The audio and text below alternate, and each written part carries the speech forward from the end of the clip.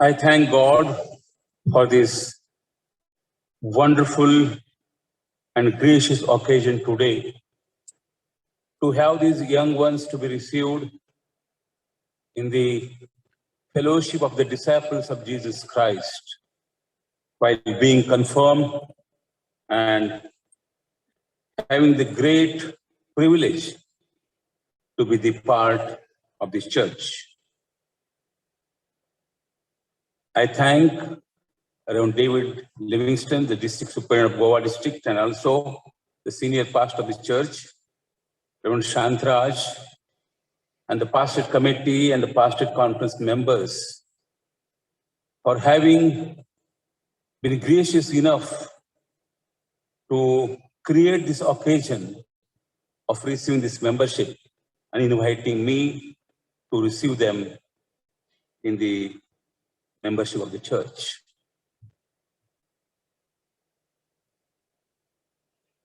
The greatest commandment that has been given to us is to go into the world, preach the word of God, and make the disciples.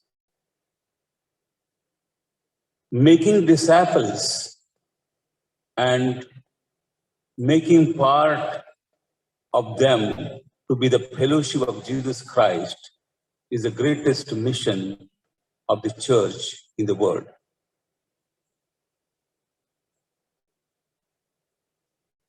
Last November, I was engaged in northern Karnataka, the program mainly of dedicating new churches in the far remote villages and some of the towns. And I was so gracious to God to see the wonderful act of God. Poor people not having so much of resources, but could build the magnificent church buildings in 30 places.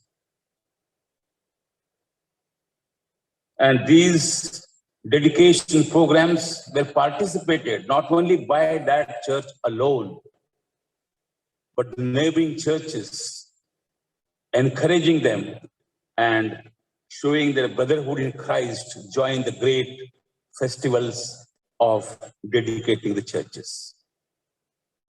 It was a great witness, not only the Christians, but it was surprising for me. Hundreds of people, non-Christians from the villages and surrounding villages joined the program. At one of the church dedication building at Sirwar, I could witness more than 5,000 people. At the dais of a gathering, the people from or across the parties and organizations were present. And one woman, old woman, calling herself to be the mother of one of the member of Legislative Assembly, gave the gift of 2 lakh rupees at the program. Government of Karnataka now is in the session, this assembly session in Belgaum, very strongly moving towards passing the bill, anti-conversion bill. But I could not see in Karnataka anywhere a single person protesting the gathering of Christians, they're baptizing and confirming them while the churches are dedicated. Rather, they join together despite of being of different religions. But I wonder, this anti-conversion bill still forced, pressurized to be introduced in Karnataka.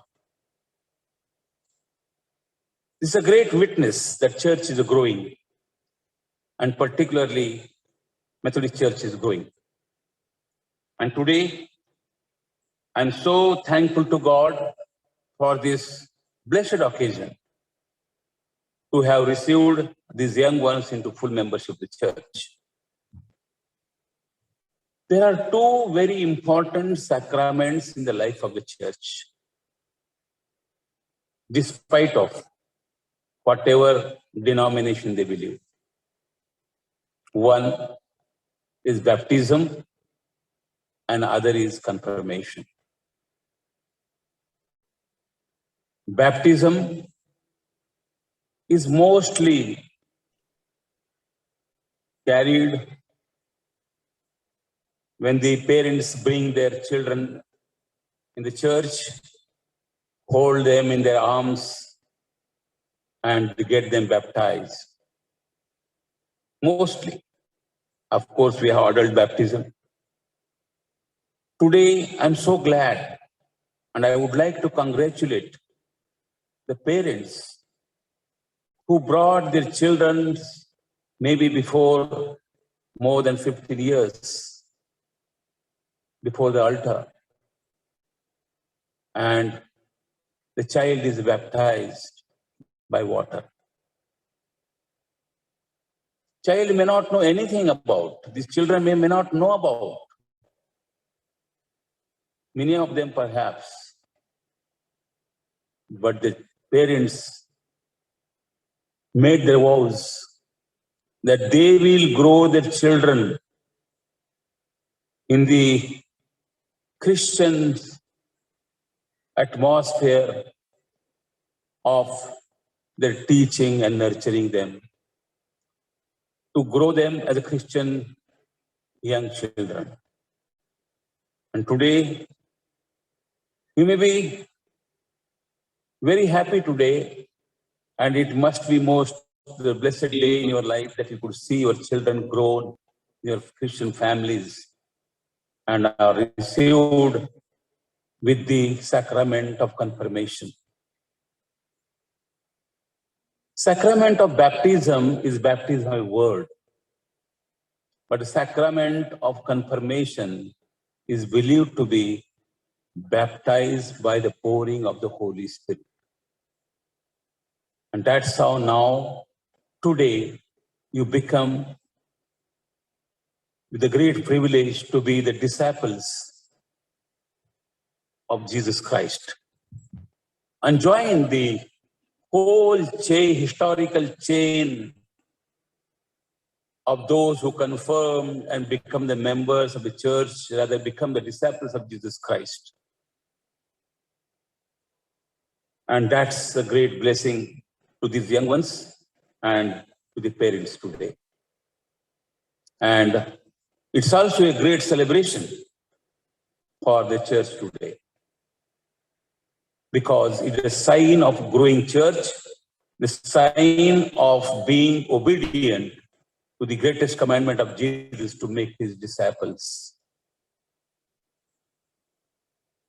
Now I would like to bring the few words of exhortations to these young ones as they have received into full membership of the church. For others, it may be also renewing your vows then when you were received in the church through the confirmation. There are two passages have been read unto you. One is from the Old Testament, the book of Joshua, chapter 1, verses 1 to 9. Other is read from the book of Acts, written by St. Luke, chapter 2, verses 1 to 4. Both of the passages, the commonness they have is that God chooses his leaders, his ministers, his disciples to lead his church. To lead his church towards the promise of salvation that has been given by the breaking of the body of Jesus Christ on the cross and shedding his blood there. So, the members or the leaders of the church, disciples of the church, are to lead the people, the word, toward the promise of salvation.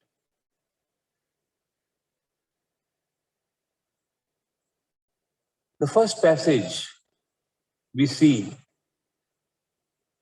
its background as God speaks to Joshua.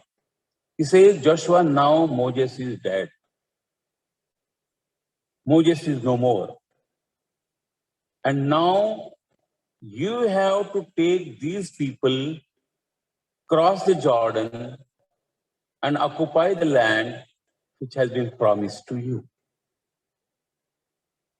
And further he tells him that I promise that as I was with Moses, I would be with you. And you be strong and courageous to lead these people crossing the Jordan, entered into the land of Canaan, the promised land, the land of milk and honey, the fulfillment of the salvation. We know the story of the Israelites, the people, the slaves of Pharaoh, people scattered, people went out of the sight of God and now crying to be liberated. God hears them cry.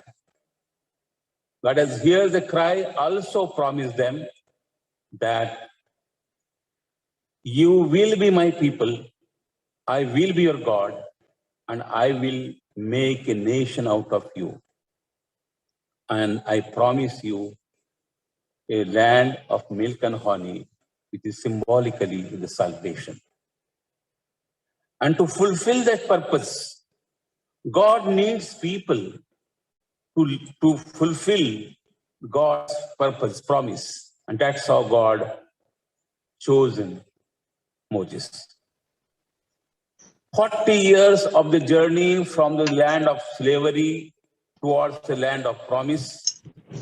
Moses, as taking a journey, also trying to mold them as a people of God, as a congregation of God, as molding them as a new nation of Israelites. With all his struggles, all the challenges he had, but he could not cross the Jordan and lead these people into the land of Canaan, whatever the reason may be there. But God, to fulfill his promise, chooses young Joshua, who was accompanying in this journey, now to take up the leadership in the place of Moses and cross the Jordan and take these people to the land of salvation.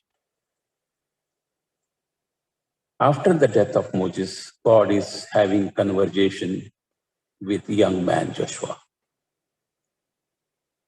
And he's promising him, now, first of all, he is saying now this new task, which was so far carried by Moses, now you have to take it further.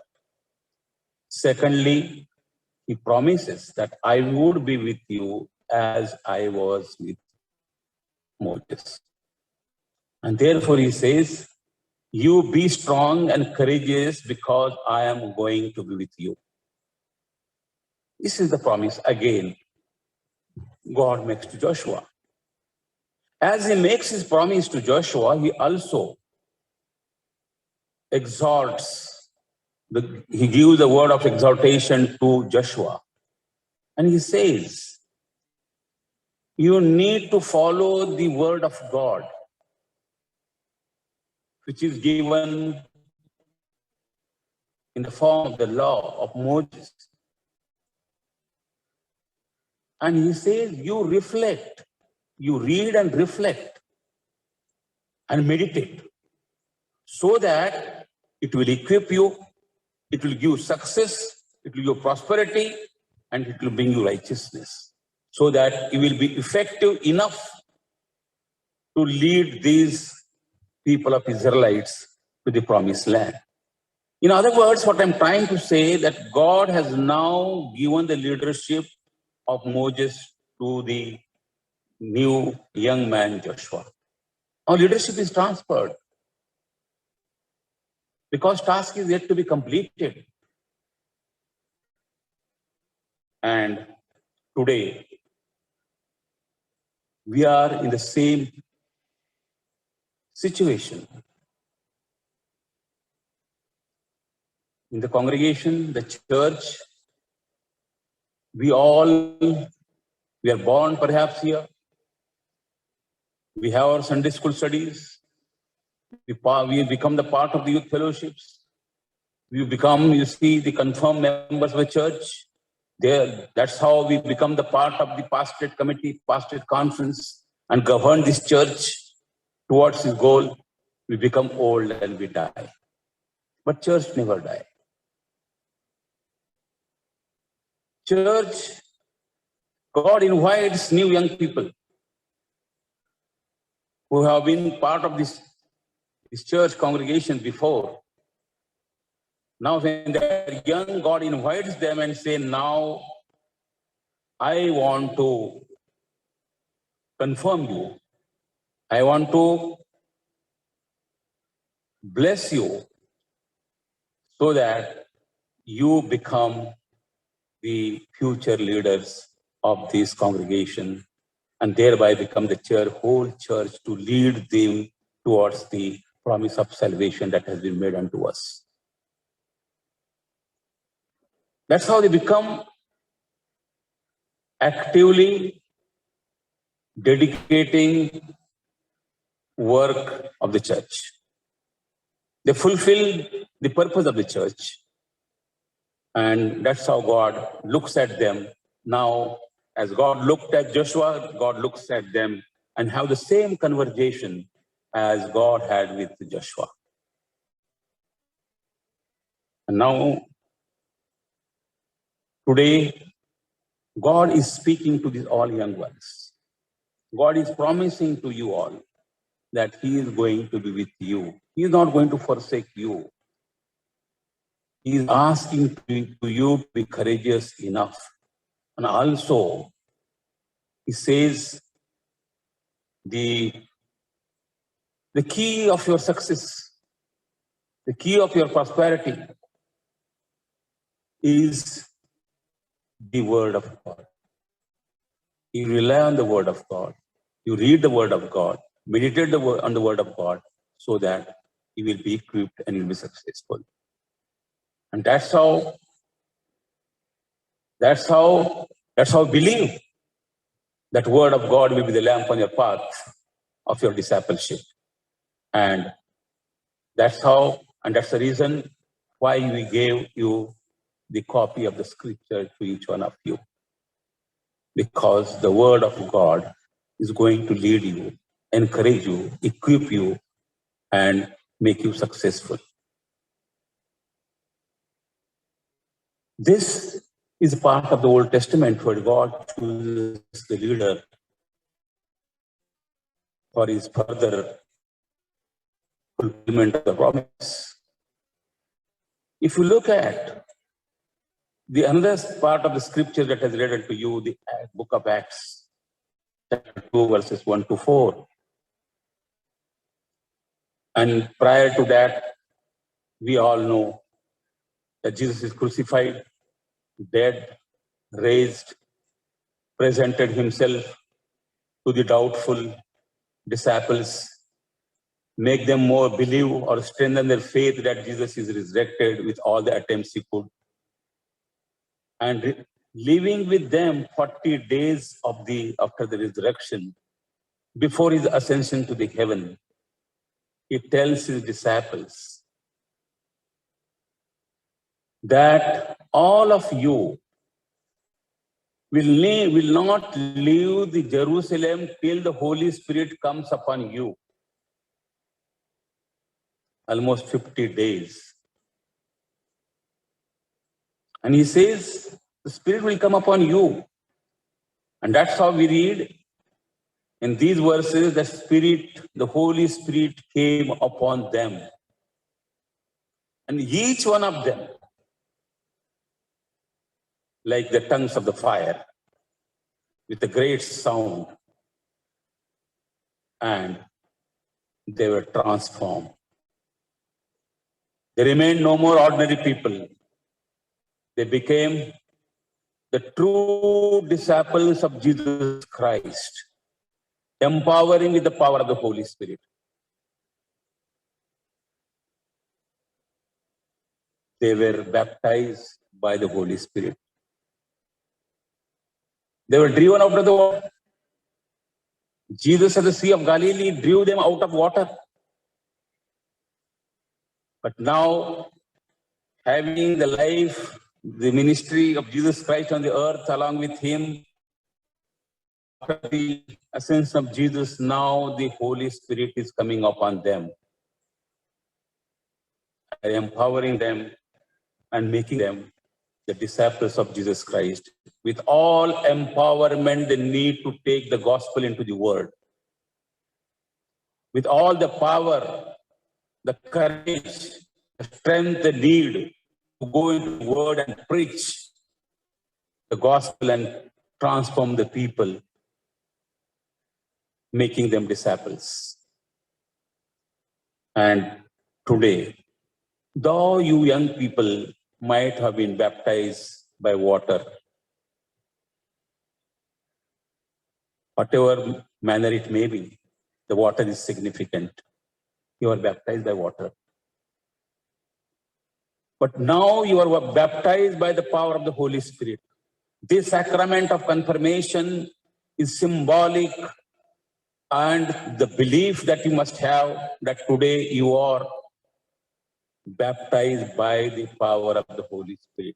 And therefore now you are the disciple of Jesus Christ in the same tradition, historical tradition, same chain of the tradition of the disciples from the beginning of the first team of the disciple of Jesus Christ. You become part of that. And that's the great privilege and provision that God has given to you today. And therefore, in Christian life, the sacrament of the confirmation becomes very significant and celebrative. And there is also thanksgiving to God, because our children who have been infant then, now grown in the milieu of the Christian life, and now they have become the members of the church to lead. As the confirmed member of the church, what you need to do, what your life should be. The first thing I would like to tell you that keep in mind that you are chosen to be disciple of Jesus Christ, to go into the world and make more disciples. Make more disciples, that the word of God reaches to the every corner of the world, and we become the ambassadors of the gospel. The second is your life. Your life in Jesus Christ, your life in the church. You must believe in the worship and the administration of the sacraments in the church. Every worship that you attain will be the occasion for you to renew your spirit, to renew your heart and mind, and deeper your commitment to be the disciples of Jesus Christ, to be more effective, to have the more effective discipleship of Jesus Christ. And that will be possible with your regular worship, attending in the church and participating in the sacraments of the church. Particularly the sacrament of the Holy Communion reminds you that Jesus died for the sins of the whole world and for the sins of you and me. Moment you share the bread, you are reminded of the body of Jesus broken on the cross. Moment you receive the wine,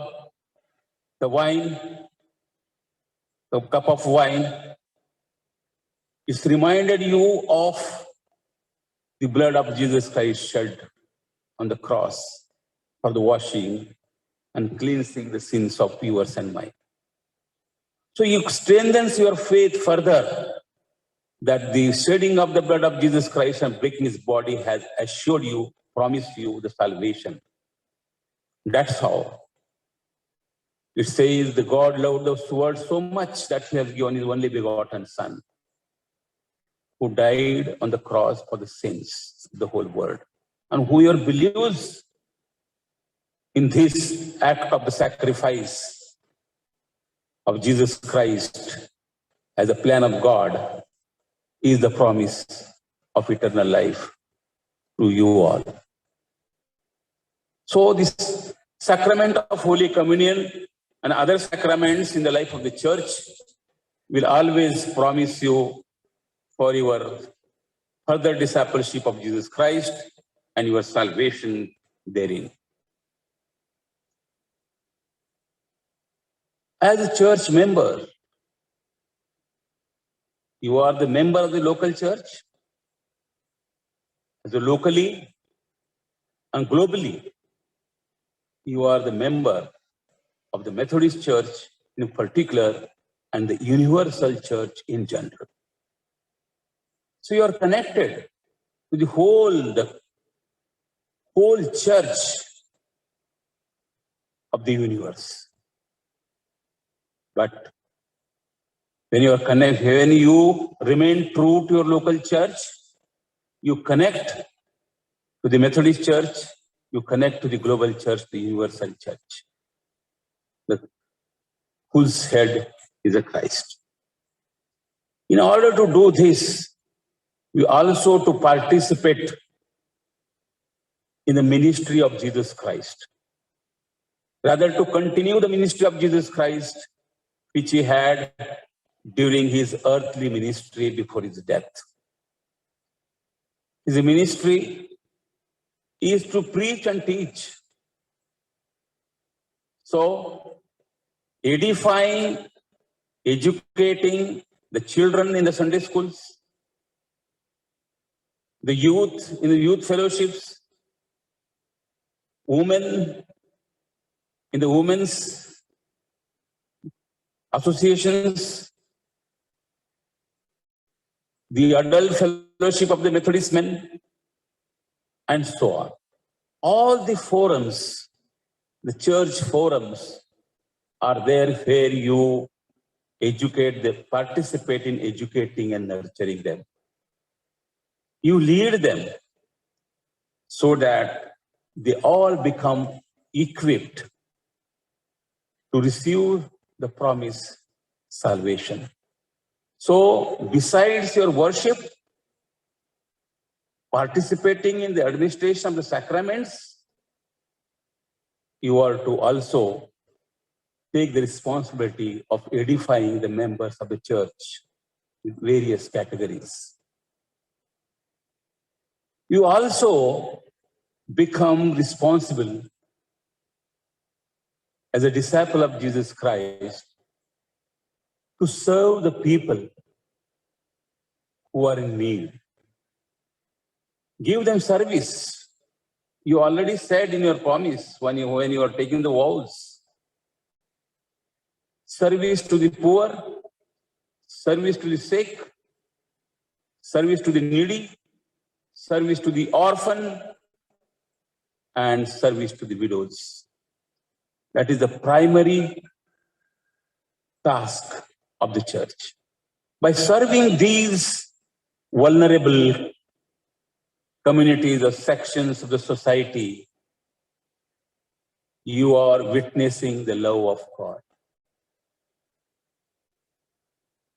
By your service to the sick, to the needy, you are witnessing the love of God. You become the instrument of the love of God. And that's how they see that Jesus' love is coming to them through you as the disciples of Jesus Christ. So service becomes very important ministry of the church. This ministry Jesus had, and we continue that ministry of Jesus Christ as today's disciple of Jesus Christ. As it comes to your commitment to making disciples, attending the worship, participating in the administrating the sacraments of the church, giving service to the needy, and then giving to the church. You need to give to the church because God has given his only begotten Son for the sins of the whole world. Therefore, being a disciple of Jesus Christ, you need to give. And your giving witnesses the church more effectively. Your giving will make the task of the church more successful for making other disciples in the world. Your service, your programs in the church, educating and nurturing the children in Sunday school, the youth, the adult, the old people, to have the programs, to have the spiritual life more strengthened, you need to give to the church. So you give to the church your talent, your time, and your money. So today you also make that commitment to give to the church. So these are the things which becomes the prime things for any member of the church. And God is looking forward to your great contribution in the various areas that I have defined now, so that we all join together, the disciples of Jesus Christ, to make more disciples in this world.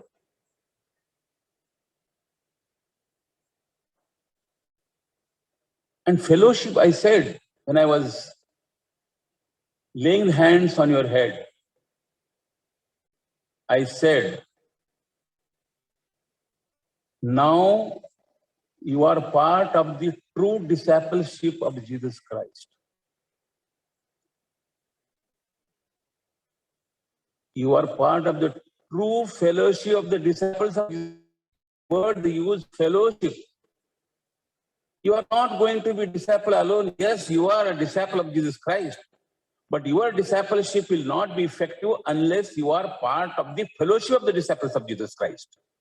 And that fellowship is maybe called the congregation, the church, that you are together.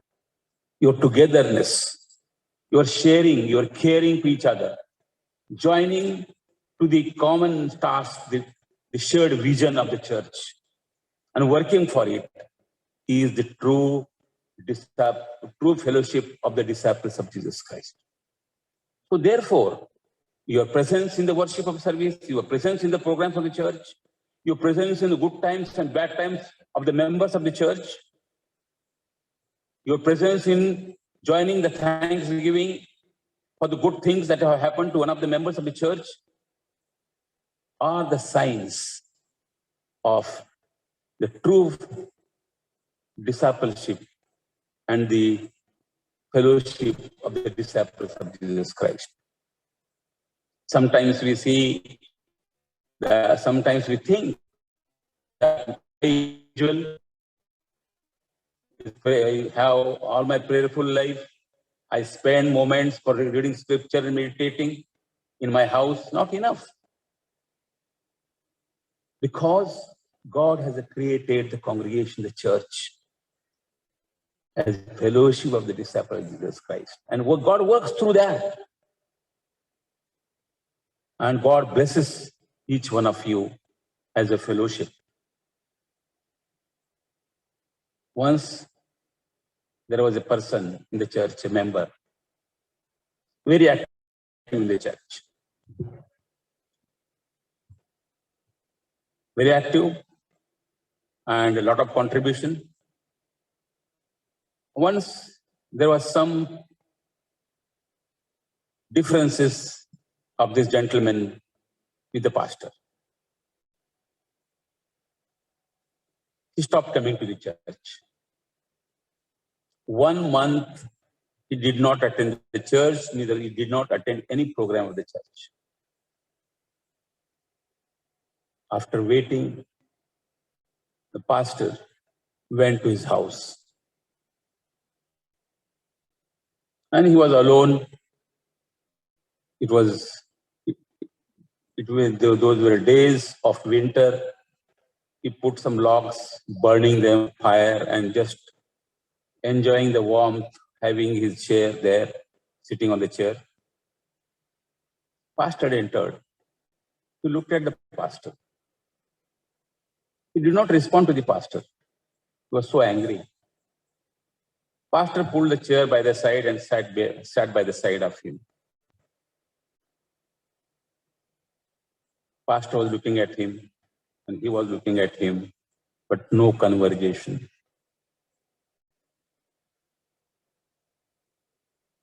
Finally, pastor picked up 2 sticks and a huge red burning piece of coal he took out from the burning logs of the wood and kept in between the 2 chairs.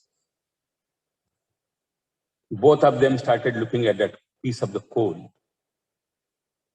After some time, that the huge piece lost its size, lost its shining reddish color, reduced in the form, and finally turned into ash and started blowing up. Because the big piece of burning coal was taken out of the other pieces there, burning together and creating the warmth.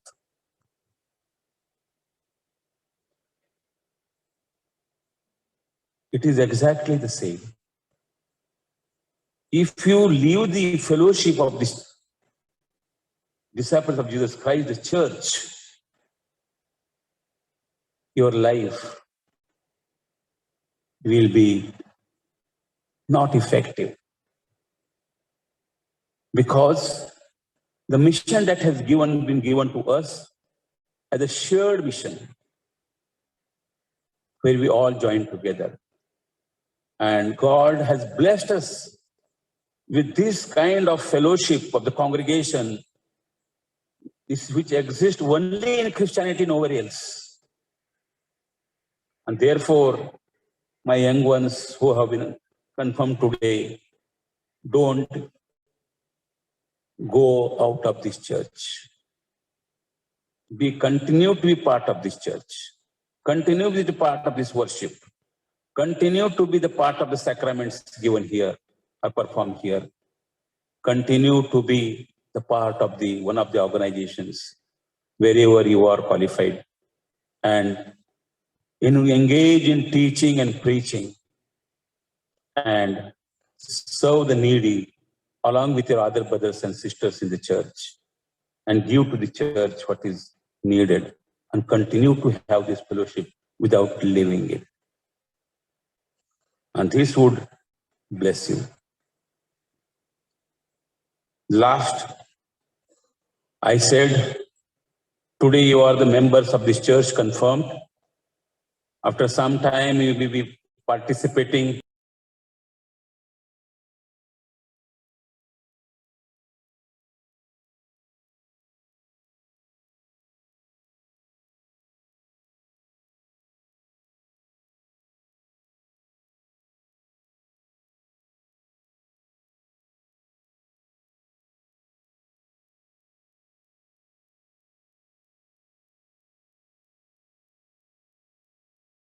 is a part of the Methodist Church. Methodist Church believes in the holiness. Methodist Church believes in sanctification. Methodist Church believes in the perfection. Matthew chapter 5, the last.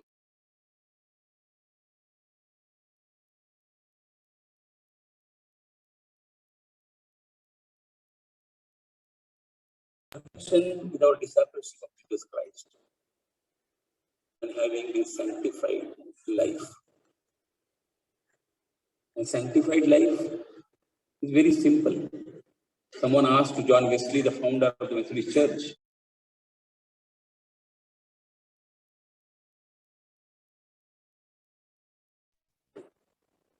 having faith in God and having fear of God, if a farmer plows the straight his field, is sanctification. A doctor serves the patient honestly with faith and fear to God and try to heal the person is sanctified.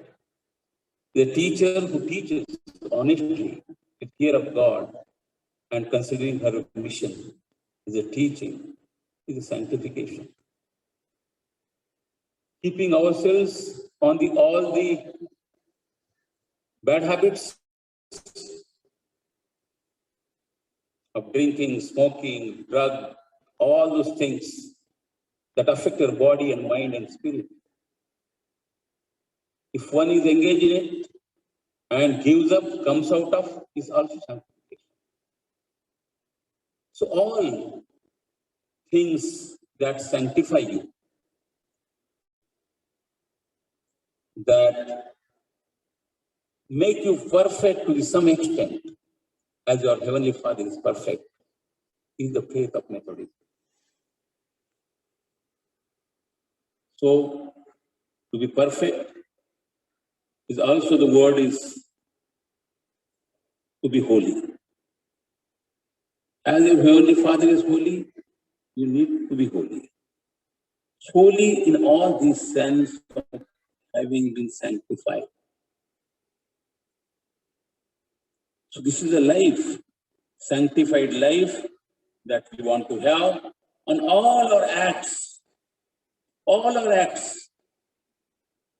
that we are involved in. It should have the character of holiness. And that's the faith of Methodism. And that's how Methodism has spread in 250, 300 years all over the world. And we are now, today, you are part of that Methodist faith, that Methodist tradition. And being the part of the Methodist Church in India, which again is part of the universal global Methodist Church. A Methodist Church has given us a book of discipline to govern our church. This book of discipline serves our administrative purpose. It serves our liturgy, our faith and doctrine to know us. It also knows, it also gives us the assistance in governing our church, our worship, our sacraments, our rituals, and so on. Therefore, it is called the Book of Discipline for the disciples of Jesus Christ. It's grown in the last 300 years with the power of the Holy Spirit. And we all who want to be loyal to the Methodist Church needs to follow the Book of Discipline. If you see all this, what I say in total is, I say the things that you need to know and you need to follow as these words of exhortations come to you. Today, God has blessed you abundantly God has chosen you to be his disciples, and your parents are blessed because they have fulfilled their task that God has given to them to reach you to this stage from your infant to now, to have this opportunity to be the disciples of Jesus Christ. Continue to hold yourselves in faith in Jesus Christ, faith in the whole of the church, and faith in the promise of salvation by God, and your ministry, your work towards it, the salvation of the whole world. May God bless you.